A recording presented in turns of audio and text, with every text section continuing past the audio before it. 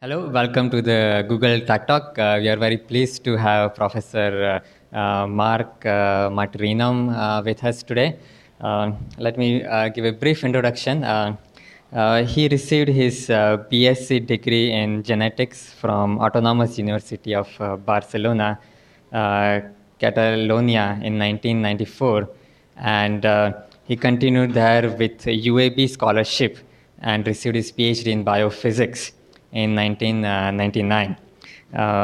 His PhD was under the guidance of Professors Martin Karplus, Frances Evers, and Baldomero Oliva, and he focused on development of methods for folding studies using molecular dynamics. After that, he joined Sally Lab, which is a laboratory of molecular biophysics at Rockefeller University as Barav Wellcome Fund postdoctoral fellow, and he was a research associate at the same lab. There he concentrated on developing comparative protein structure modeling methods. Since 2003, Professor Marc has been an adjunct assistant professor at UCSF. Today, he's going to talk to us about tropical disease initiative, why it is interesting to Google, and in my opinion, is very important for the entire world. So please welcome, Professor.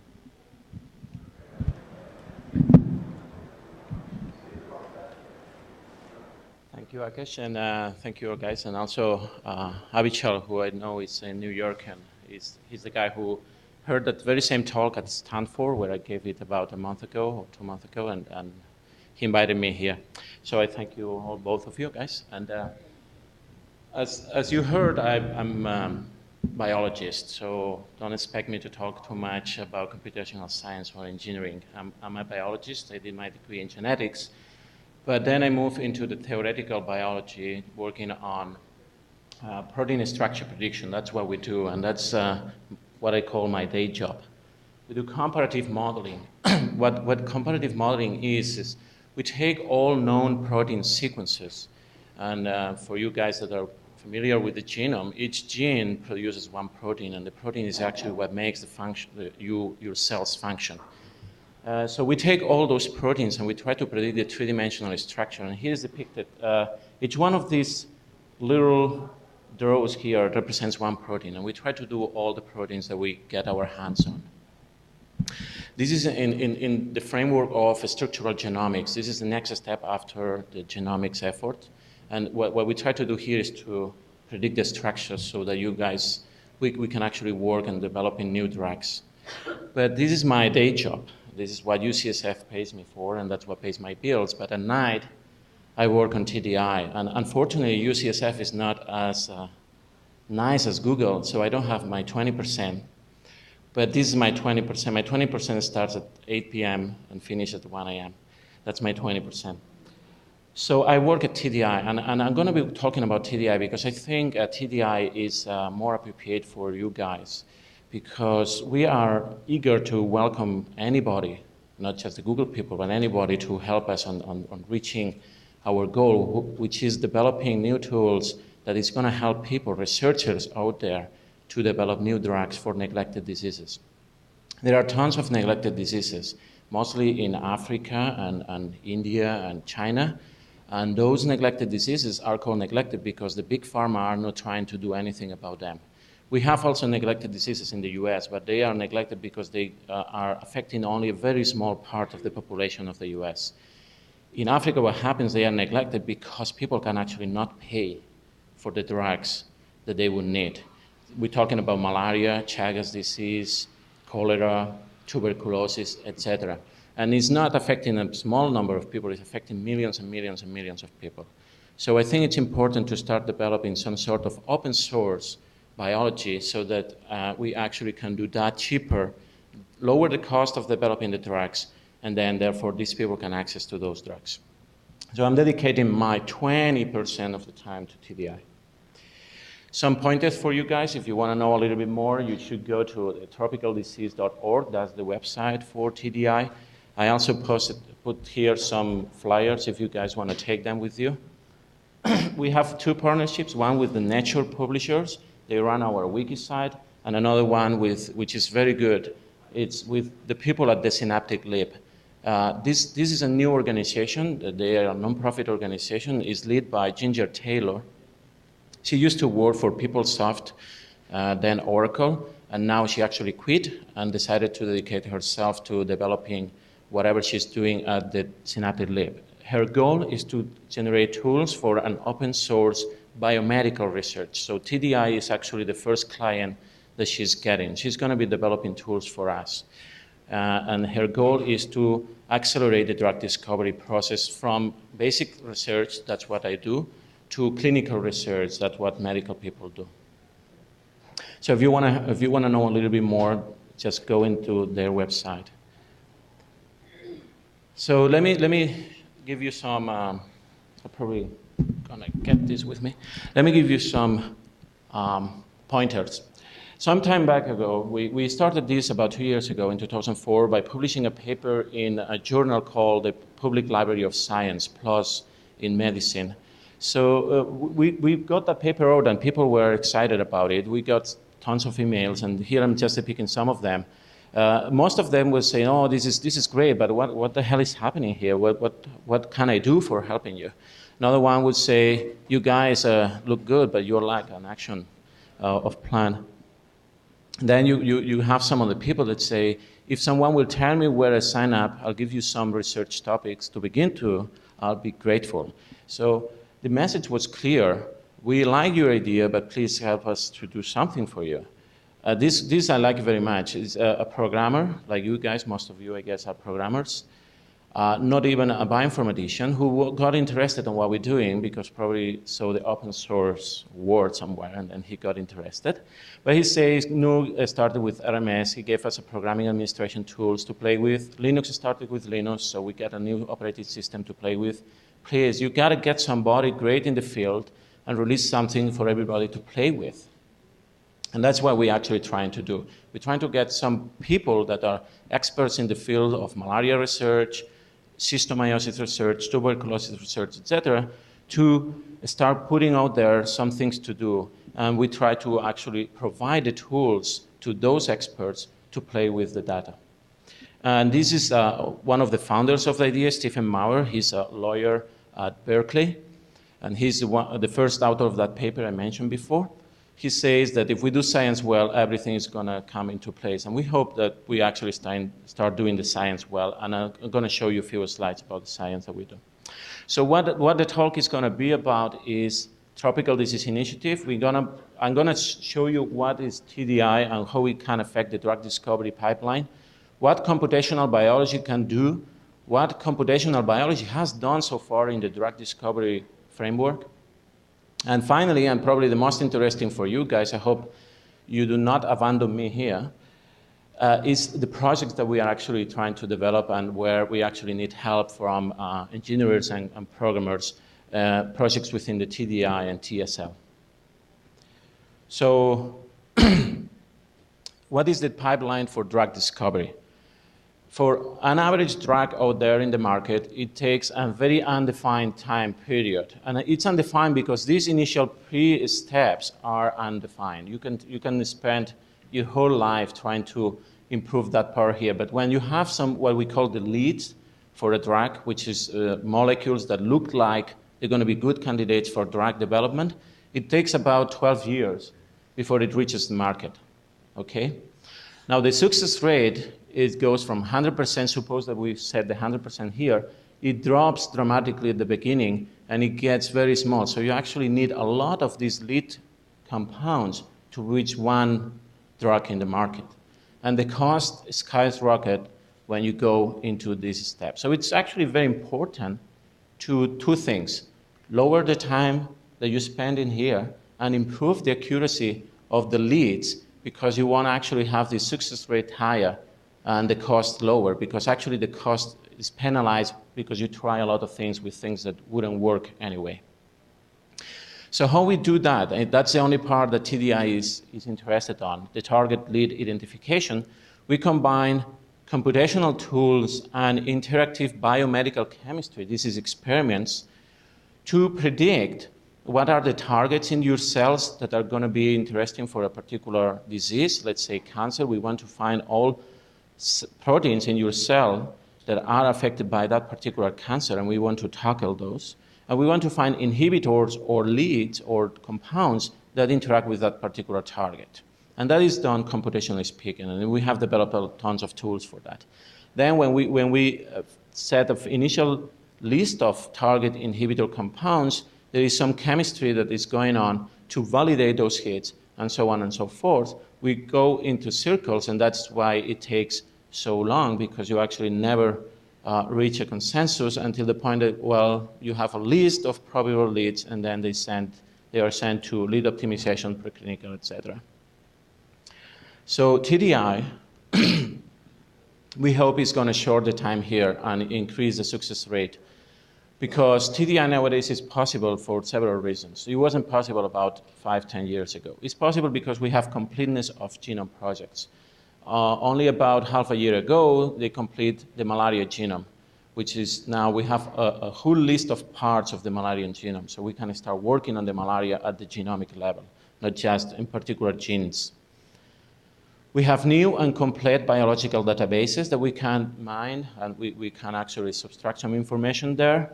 And if you guys would ever go into look in any of those biological databases, you probably would jump right away from the window, because we are biologists, we are not computational people, and we started those databases something like 30 years ago. If you look at those, they are still probably 20 years back in computational science. So it's pretty hard to actually work with databases of biological data. We have new software and computers which get cheaper and faster. We have internet we didn't have some time ago, at least as spread as it is today, which means more people looking at it, which means less cost of developing a new drug. The problems we're facing in TDI is that computational biology alone is not enough. We still need to do some experiments, and experiments are very expensive and very time cost. So there's still limitations, but we hope to overcome those limitations.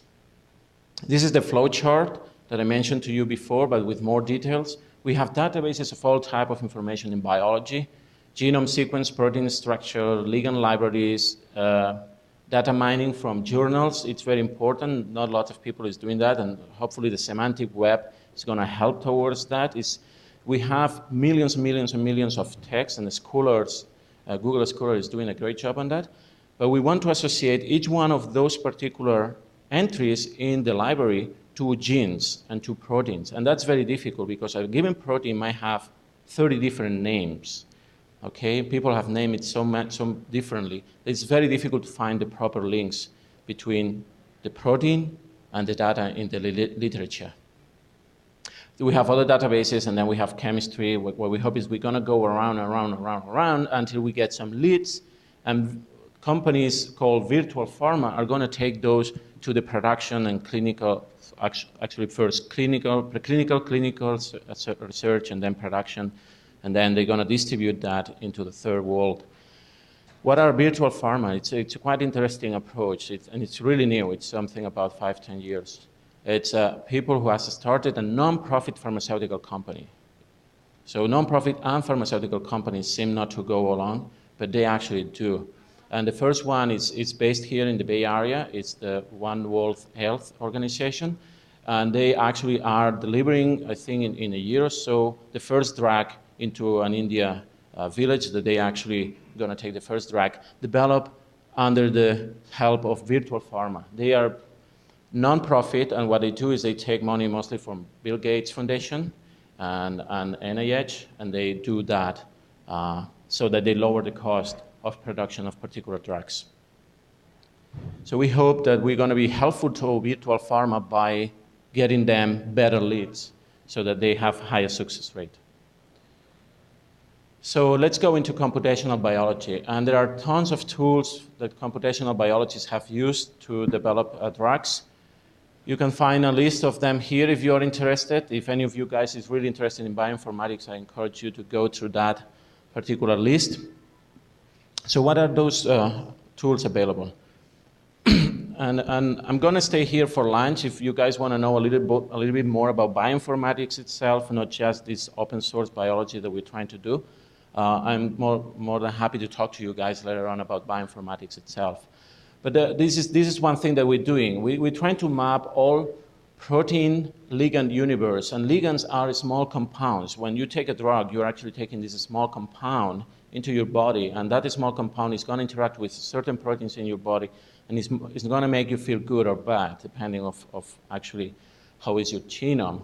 And for those of you that were here about in February, I think Russ Almond was here giving a talk, you probably heard about these things. So we're trying to map the universe of that. How we do that by using, there are several groups involved in that, including myself. We take all known protein structures. We take all list of small ligands, and NIH at Washington has a very good public available list of drugs. We take all protein-protein interactions pipeline, and we apply our methods of prediction towards this pipeline, so that at the end, including a graphical user interface, at the end, a user, a biologist, would go there and have a whole map of the protein ligand universe. So he wants to know what a particular drug is interacting to a particular protein. He will go there and obtain all this information through that pipeline. This is the first project we're going to be implementing in TDI as the science part is. And we hope this is going to have a huge effect. We're going to probably start with a particular genome, let's say malaria or tuberculosis, which are of very much interest. And we're going to pipeline all those genomes through here and make all the data available. These are the databases for you guys who might be interested. There are tons of different databases. I distributed them in this way. We have sequence-based, functional-based, and structure-based. This is the world I work on, more or less, around here. But there are all these databases, and I don't know which one is scarier. But they are the databases, and this is what we have to deal with. It would be nice that actually Google or somebody indexes all those databases and creates a unique database with all the synonyms that connect between them and actually makes them available in an easy-to-search way. What we do is protein structure modeling, and we have a software that does it automatically. We take all the sequences at the beginning. We build what we call the profile of sequences so that we get all the evolutionary information for a particular sequence into our database. We scan for known structures, and then we build by comparative modeling the three-dimensional models, and we use that as an interface to our software. Every software we develop, we make an interface so that it's ready available for everybody to use.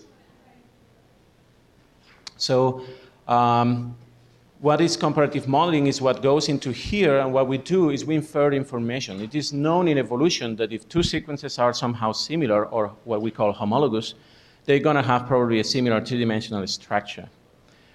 So what we do is, if we know the structure of protein B, and we want to know the structure of protein A, and they are similar, we copy all the coordinates of structure B into the sequence of A, and that's the way we actually predict the three-dimensional structure. We're doing that in an automatic fashion. There is tons of algorithms behind that, which I'm happy to talk to you later on if you are interested on.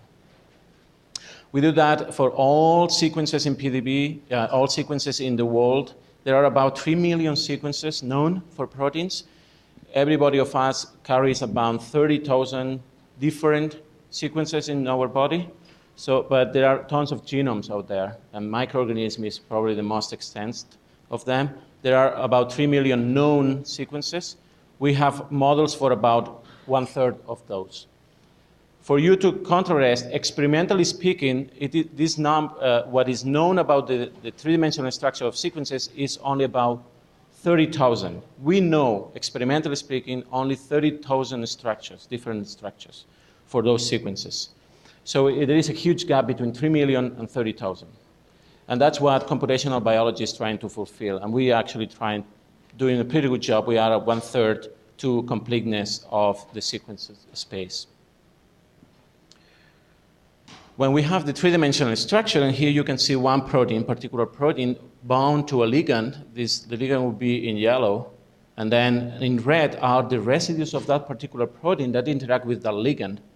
When we have that particular protein-ligand interaction, we can actually predict some things. And here is what I show you, that we have tools that are able to obtain information from the three-dimensional structure and predict which one of these ligands, and these are just the ID codes for different ligands. ATP, this is what is give you energy in the morning. So we take a protein and we ask ourselves, is it binding ATP or not? If it binds, where it binds. So if you do a random guess, you will get around 20% accuracy, which means that 80% of the time you're wrong. But applying our algorithm, for example, for ATP, we reach at about 80% accuracy. So with our algorithm, we can take ATP and any given protein and try to figure out where in the protein that binds. And this is important because the next step would be to use a database of drugs and to find an inhibitor that binds into the same place that where ATP is binding, and therefore inhibiting the protein to do the function that it's trying to do. Imagine that that function is against your own will. You're having a cancer, and you're trying to inhibit a protein that is giving you the cancer or the disease. So we go on to inhibit it. So we go into databases like this one, a Zinc database developed by the group of Irwin and Shoykit at UCSF. That is a free database of commercially available drugs. What it means commercially available, it means that if you want to do an experiment, you can actually go into a company and buy the compound, they synthesize it for you, you get it in the lab, and then you try it. So it's important that it's also available. Not all compounds are chemical, we can synthesize them chemically. So it's important it's available. So we take this database, and what we do is we take the structure. You remember that we have predicted 1/3 of all the structures in the PDB, in the universe. We take and now we put it in the computer together with the database of ligands, and we say, I tell the computer that this is my binding site where the M is, okay? My compounds are gonna be somewhere binding here, and I want to inhibit that binding site. I take all compounds, run it through the computer, and that usually takes a lot of time, and then get some hits that I'm gonna put into experimental work and determine. So this is done computationally speaking. Experimentally speaking, it's also done, and it's called high throughput screening, and pharmaceutical companies do that, but it's extremely expensive. Okay, so computational time speaking, we save time and money. For example, there was this protein in tuberculosis that we wanted to inhibit, a reductase. This is just a name of a protein. It does a particular function. We took a particular library, and we find hits which are significantly inhibiting the protein. If you do high throughput screening, experimental, you get only about 2% of the hits hitting that particular protein and inhibiting it. In docking, we find about 6%. So the docking is not only faster and cheaper, but it's also sometimes, this is a very good case, sometimes it finds hits that high throughput screening couldn't find. And I just skipped that slide. This is telling you the same story. It's not a single case that we have been able to do, but we have lots of different proteins that are affecting different diseases in which we have used different methods of docking, and they were good enough to find a particular ligand. And then those ligands have to be optimized, and then they have to go to preclinical, clinical, etc. Those steps that I'm not going to talk about because we do only basic research, not clinical research. Also, one thing that is important, a lot of these drugs, they are very good in vitro. But when you take them orally, your stomach dissolves them, and therefore it's not doing any good to you. Or sometimes you take them, and basically is affecting, the secondary effects are even worse than the disease itself. So not everything looks as good as it is, but we are advancing in that. This is what we have done so far using computer. Yes? What determines the complexity of finding a docking and making a match, and how does it affect the error rate? So your question was... What is the inherent difficulty in the... What are the most inherent difficulties about doing that algorithmic docking, this in silico docking? Well, most of the problem is that we are talking about a very, very detailed representation of the system. We're talking that if you move an atom an atomic position for 0.1 angstroms away, you might lose some certain interaction and your energy might go skyrocketing. And therefore, it's very difficult to pick up these little subtle changes in your energy function. Because what you do is you try a lot of different positions for the atoms, pair each one of those ligands, you try a lot of different positions, and your energy function, it has to say, this one here is better than this one here, but just a slight movement might change your energy function. So the limitation that we're facing is two. Energy function, meaning that the scoring functions are not perfect, and the sampling, because you have to sample so much. Computationally speaking, it's expensive. And each one of these experiments might take months of CPUs. So we're facing both sampling and energy scoring. And a related question. So I give you two proteins and two ligands, and you want to figure out which one is easier to match than the other. Can you compare them? Can you predict that which one will be? So what we do is we actually take a library of ligands and dock again a particular protein and tell you which ligand is the most probable to be inhibiting that particular protein, but we can also compare two other proteins. We can take now two proteins and dock the same ligand and see which one of those are the most probable to be affecting, to be docking the particular drug. So for you to get an idea of what is happening, the first hit that used what we call structure-based drug design, meaning that they took the structures, they look at the structures, they use computational tools, and they predict certain inhibitors, was at the end of the 80s with the HAB proteinase inhibitor. At the end of the 80s, HAB was hot. Everybody was actually researching on HAB. Everybody was actually looking to find some inhibitors for the particular proteinase, and the group of Blundell in England were one of the first to use knowledge-based protein modeling and design, and they actually came out with good candidates, and some of those candidates, they are now in the market. So the things are happening. More things that recent, 2003, we had the SARS problem. It was hot 2003. Nowadays, we're not talking too much about it because there are not more new cases, but who knows what is going to happen. These people, Lindaski and colleagues, took the server. They have a server which is quite interesting. It takes predictions from all other servers around the world that they do predictions about protein structure. And then they collect that prediction. This is what we call meta servers. They collect that predictions and they make a consensus prediction. We know that methods A, B, and C might be wrong, but not everybody is wrong at the same time and the same problem. So the consensus actually gave them access to a particular prediction that nobody else have done, which was interesting enough to be published in one of the top journals papers, the Cell journal, as a possible target for drug development against the SARS. So it's an interesting approach. It's done only computationally speaking, and these people have used methods that they didn't develop to combine the final information. These are actually the methods they used. Experimental approach. This is also very nice work done by Joe DeRisi group at UCSF. What they do here, they take malaria genome and they actually go into a cycle. The malaria cycle, when it's inside your blood cell, it goes to a particular cycle which is very consistent. All the time it's doing exactly the same things. It doesn't matter what happens to the surroundings. Malaria is strong enough to actually do all those steps in a given 24 hours. Sorry, 48 hours. So what they did, they studied all the genes. Each line of here represents one gene of the genome, and they studied the expression of the gene. In that way, they could know at hour 6 of the life of malaria in this blood cell, genome A was overexpressed and genome B was underexpressed. What it means, I know what genome A is doing, so I can now guess what the cell might be doing, okay?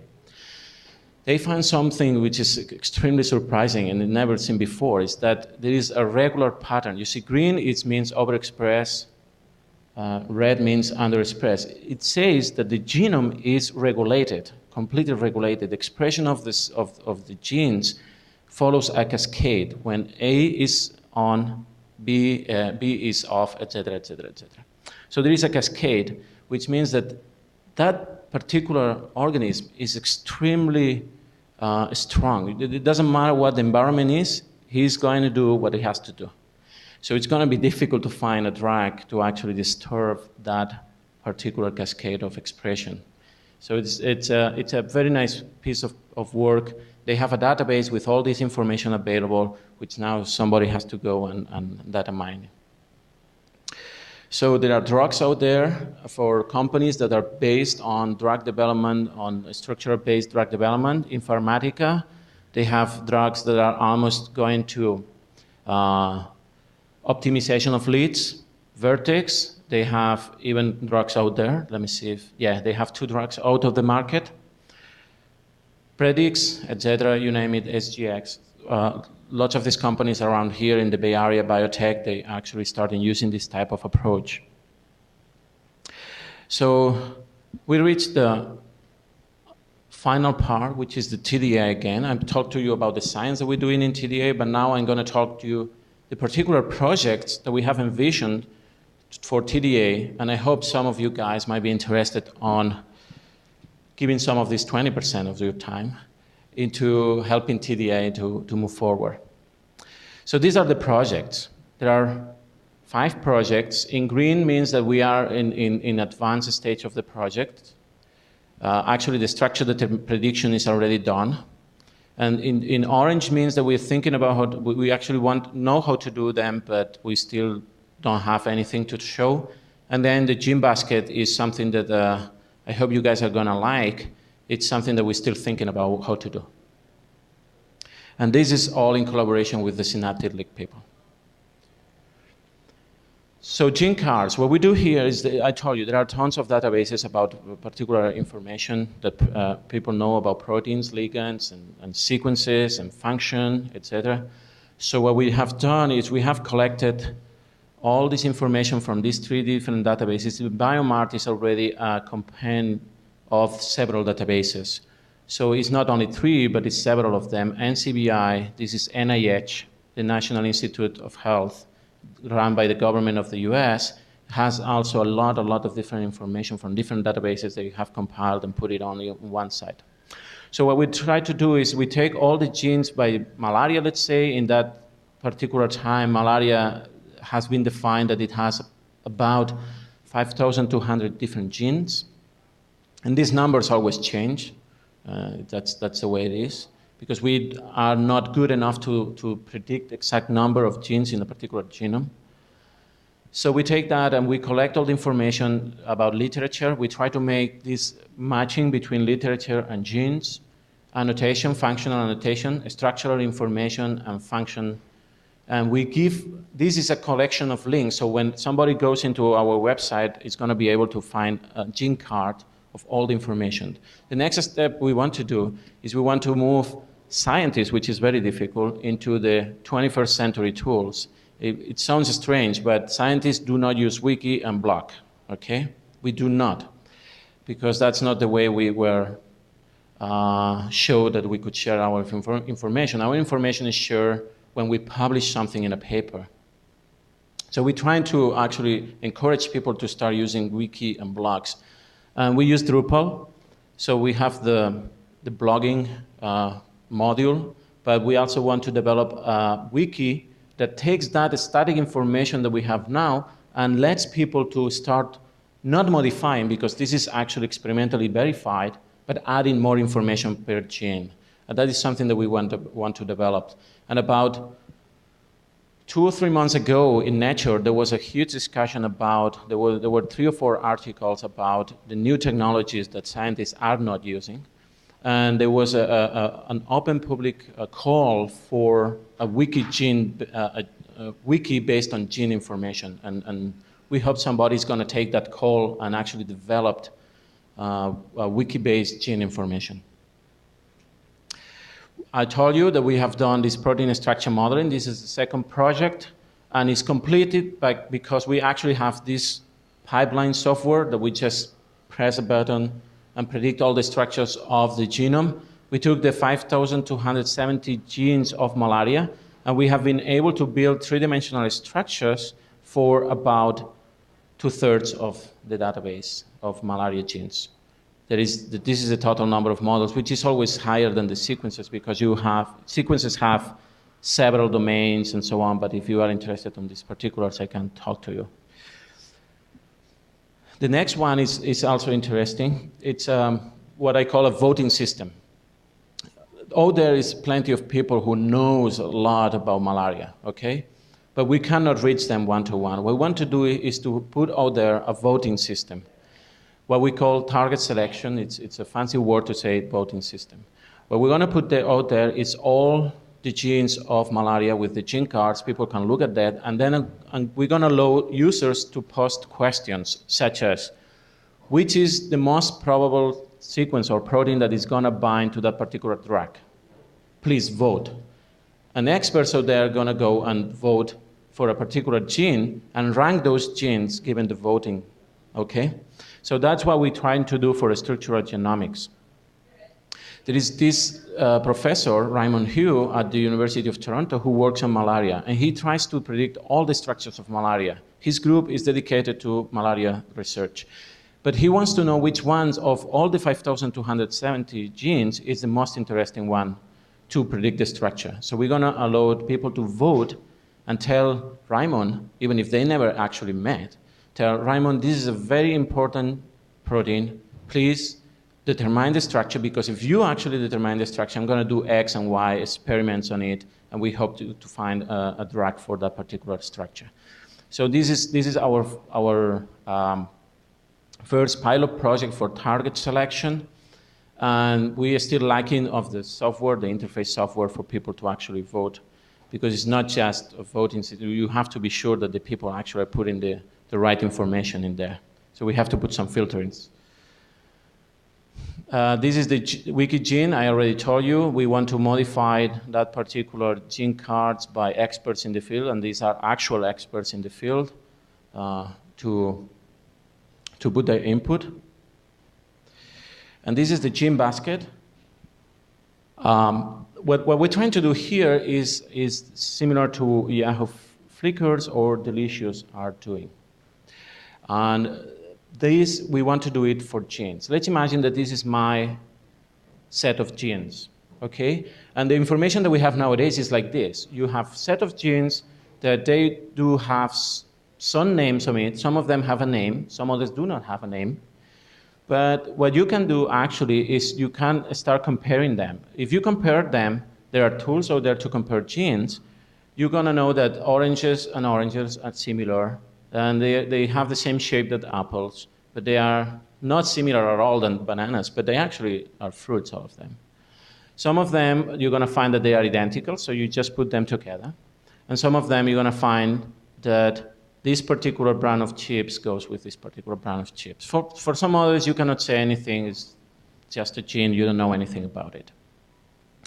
So the next thing we're going to do, we're going to allow people to actually put genes into their baskets and tag them and give some information about them. They can go into internet, browse the internet, get into NCBI website for literature, and click into a bookmarklet that they will bring their basket up, and it's going to ask them, okay, you just want to put that particular link or information into this particular basket. Which gene do you want to associate it to? And then you click gene A or B to associate that information. This is very powerful, I think, because what we have done, biologists have done now so far, is automatically we have generated algorithms that go in there, search for literature, and try to associate automatically the literature or the pieces of information to genes. This is powerful, but it has a lot of false positives because the problem of the synonyms. Not all proteins are named the same way, and several proteins have several names. So it's a lot of false positive. In here, we're trying to take the workforce of people and ask them physically to voluntarily click and associate things. So now what we're going to have is that we're going to have things associated, apples with apples, oranges with oranges. But not only that, if they start putting tags, we know that these are fruits. There is automatic connection. Before we knew that these two baskets had the same shape, but now we also know that bananas actually are fruits as well as apples, and we can associate them this way. And not only that, they might have the same pieces of information that the people have found out there in the internet associated to different genes. And that's a link that didn't exist before anywhere. Not only that, now we go and we ask ourselves, who is actually working on that particular basket or the genes in that particular basket? We have two experts. They know each other. They actually work in the same problem. They probably know each other. But the third one, they didn't know that he or she was working on that particular gene. So they can now use the tools that we have in Drupal to communicate to each other and start talking about science, which is important. We have to make the life of scientists easier to work with this huge amount of data that is out there in the databases of biology. So this is our gene basket. We're still thinking about how to do that, what best to do in that. And if any of you guys is interested in developing the tools behind that, we will be more than happy to welcome you. This is something that just came out this week. This is this week's volume of Nature. In Nature, you can actually write a letter to the editor and they publish it. And you ask for something. And Marc is at Yale. He's one of the leaders in this country for bioinformatics. And I didn't post the initial part, but the initial part started saying Google Earth has been very good. We have now a tool to go around the world from point A to point B, and we know what we have to do to go from point A to point B. And not only that, we know what we're crossing by, and we know that in this corner there is a pharmacy store, and the other corner there is X and Y. Why don't we have that for biological science maps? So it would be extremely nice to have a sort of flexible Google X map that allows scientists to actually produce coordinates for you guys, and then we can actually go and browse it. And let's say that I'm talking about a particular protein, three-dimensional structure of a protein, and I want to know how to go from residue A to residue B towards a channel that has specific properties. And it would be nice to just click once and find this channel, because this is something that biologists do not have, and it would be extremely, extremely, extremely useful. And I'm just giving you an example of a protein, but let's say that you want to go from point A in the cell to point B in the cell, going towards passing through the ribosome and going to a particular compartment in the cell. That would be beautiful to have. And this is something that Marc has asked in the latest Nature. So any takers here? Finally, what you can do for TDI is that we have to put this concept of the power of us, which means the collaboration and freely giving away all your information so that the rest of the people can actually use it. So that sometimes it's very individualist, biomed research community gets not that individualist, and so we need collaborative tools, and that's what the TSL people, the synaptic leap people are trying to do. We want to reach worldwide. We need exposure, and I don't know, you work on the search engine. It would be nice if somebody types malaria, TDI goes into the top. Enhance research. We need to port existing biocomputing tools into the internet, and this is something that biologists have always struggled, because we are biologists at the end of the day, so it's difficult for us to actually get it right when we put things out there on the internet for everybody to use. If you are a researcher or somebody that is just interested in it, if you join, you will be part of an innovative new approach of research. Nobody has done open source research so far. This is something that people start talking about. You're going to be able to connect to peers that are interested in the same problems. And you're going to be able to develop new research tools that didn't exist before. And by research tool, I mean biological research tools. Somebody's going to do biology, real biology, using the tools that you developed. And of course, it gives good karma to everybody. So I always like to finish my talk with that slide, and it's what I call the 595%. 95% are the clients of TDI. It's 95% of biologists out there who has no idea, they don't have any idea of doing bioinformatics, And they would love to have an easy-to-use interface that gives them access to all the information and collaboration tools.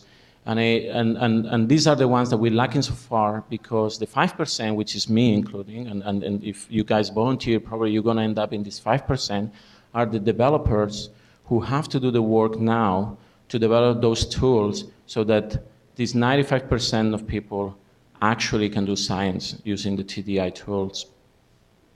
So I think we're doing a good progress here, and as anything in open source and collaborative communities, nowadays we have a plateau that we hope is going to explode at some point, and we're going to get all those volunteers to do the science at some point. And we're feeling that we are pretty close to that. We have about 50 people actively join the TDI TSL site, but at any point of time we have in between 30 and 40 people visiting the website, which is not bad for something that has been out there for only 4 months now. So let me finish by acknowledging the people in our group who has actually done some of the research I've shown you today. The people involved in the Tropical Disease Initiative, which is myself, Stephen Maurer, Archie Rai, Andrei Shally, Thomas Kleber, and Matt Todd. The guys at the Synaptic Leap, led by Ginger Taylor and Randy, Chris, Rick, and Ken.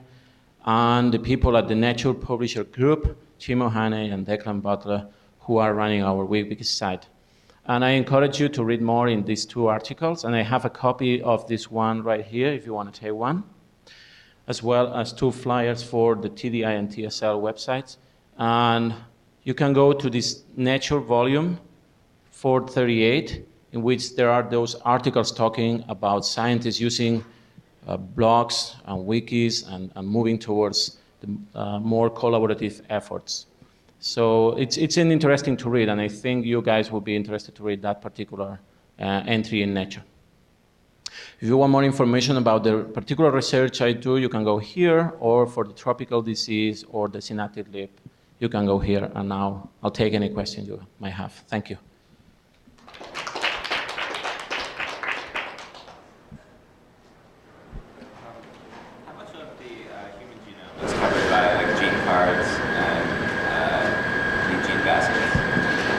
So we don't have anything of the human genome in any of those. Oh yeah, I have to repeat the question. So the question was, how much of the human genome is covered by the gene cards or the gene basket? We only have the malaria genome in the gene cards so far. But you can go to NCBI website of the National Institute of Health, and there you have all the human genome parts and compiled. We are focusing only on neglected diseases, and for now we're doing all the genomes for for parasites or organisms that produce that neglected disease in particular. Gene basket doesn't exist; it's only an idea so far.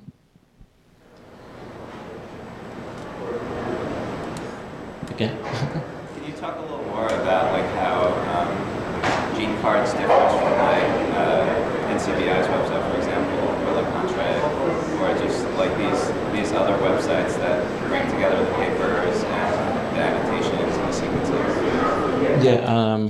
The question was how gene cards differentiate from other existing databases that collect this information also in a concise manner, I believe. So the difference is that we are focusing on a particular genomes, one of the difference, but that wouldn't be enough. I think it's just a matter of putting a card. A card doesn't contain all the information, just the links. And I could go back, but it doesn't make a difference. We collect links. We are not duplicating the data, we're just collecting links, and we're trying to find the synonyms between the databases. So a protein A might be named 8' in another database, and we have to make a link. That doesn't exist for all the databases that we collect the links, because we collect links from different databases. The point here is that the user of TDI TSL will be able to see at a glance all the information available for a particular gene before it makes a comment or a vote. So the additional value of TDI will be those tools that do not exist nowadays yet.